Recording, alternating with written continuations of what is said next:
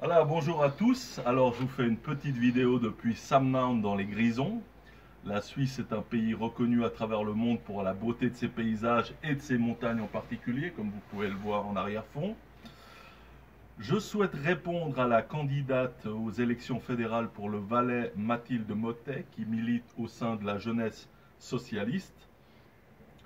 Comme vous le savez peut-être, Mathilde Mottet a suscité la polémique le 1er août dernier, jour de la fête nationale, en faisant un doigt d'honneur au drapeau suisse.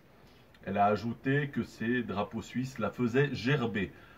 Je vous mets les liens en description qui parlent de cette histoire. Alors je vais m'adresser à Mathilde en la tutoyant, car même si elle a 25 ans, elle s'exprime comme une adolescente en révolte et qu'il est difficile de la considérer comme une personne adulte et responsable. Quand tu fais un doigt d'honneur au drapeau suisse, Mathilde, tu ne t'attaques pas juste à un bout de tissu, comme tu le dis, hein, mais à des valeurs dans lesquelles se retrouvent non seulement des mâles blancs, mais aussi de nombreuses femmes et descendants d'immigrés. Je te conseille d'ailleurs d'aller faire un tour dans les casernes de ce pays. Tu constateras qu'il y a une réelle diversité, des Suisses de toutes origines sociales et de provenances ethniques diverses. En Suisse, la politique d'intégration marche plutôt bien, même si on peut toujours faire mieux. Euh, il n'y a pas de ghettoisation comme en France, et il n'y a pas eu d'agents trotskistes qui ont réussi à inculquer la haine du pays aux immigrés et aux descendants d'immigrés. Le fait que ce soit des Mehmet Yildiz ou des Ali Moudine Usmani qui te répondent devrait t'inciter à te poser quelques questions. Je vous mets d'ailleurs le lien de la vidéo de Mehmet en description. Je ne sais pas si ton entourage est composé d'hommes soja qui se font systématiquement réformer, mais moi j'ai de nombreux amis d'origine étrangère ou non qui ont effectué, tout comme moi, leur service militaire et qui aiment leur pays et son drapeau. Quand tu dis que le drapeau suisse défend surtout les intérêts des mâles riches et blancs, c'est en décalage complet avec la réalité du terrain. Il suffit d'aller sur les places de fête des communes le 1er août pour constater que c'est faux. Alors j'ai lu tes interviews et interventions dans le Blick et c'est pour le moins consternant. Tu dis notamment, je te cite, je filerai dans ma chambre le jour où on aura aboli les frontières. Fin de citation. Alors je tiens à rappeler que les frontières ont toujours servi à protéger et à préserver les sociétés qui voulaient vivre selon des règles particulières et à y développer un système politique et économique qui se distingue des autres. La Suisse, quoi qu'on en dise, fait partie des pays prospères de cette planète, hein. Ce sont donc ces frontières qui te permettent de te présenter aux élections, ce sont ces frontières qui te permettent d'avoir ce niveau de vie élevé qui est spécifique aux habitants de la Suisse.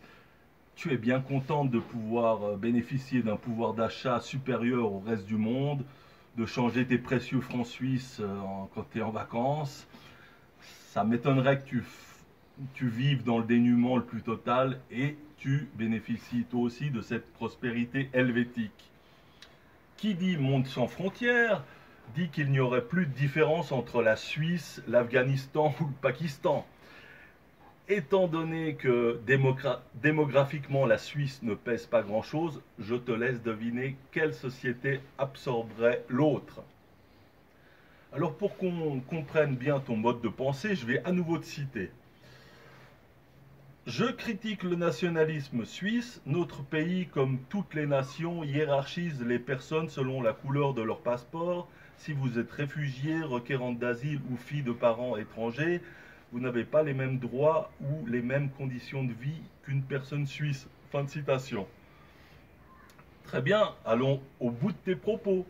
Au nom d'un égalitarisme délirant et de l'effacement des frontières, permettons à 25 millions d'Afghans et de Pakistanais de s'établir en Suisse et de voter des lois comme n'importe quel citoyen suisse. Comme tu le sais peut-être, les Afghans et les Pakistanais sont beaucoup plus sensibles en moyenne aux valeurs conservatrices et patriarcales que les Suisses.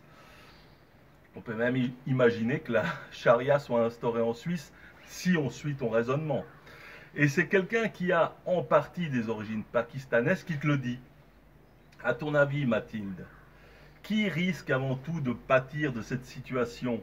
Moi, le mâle basané et hétérosexuel, ou toi, la féministe blanche pro-LGBT?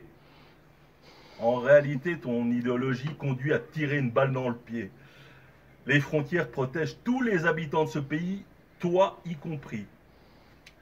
Pour finir, je ne vais pas verser comme toi dans la vulgarité, je ne vais pas te faire un doigt d'honneur, mais un pouce vers le bas, à l'instar du prochain score de la jeunesse socialiste aux élections fédérales.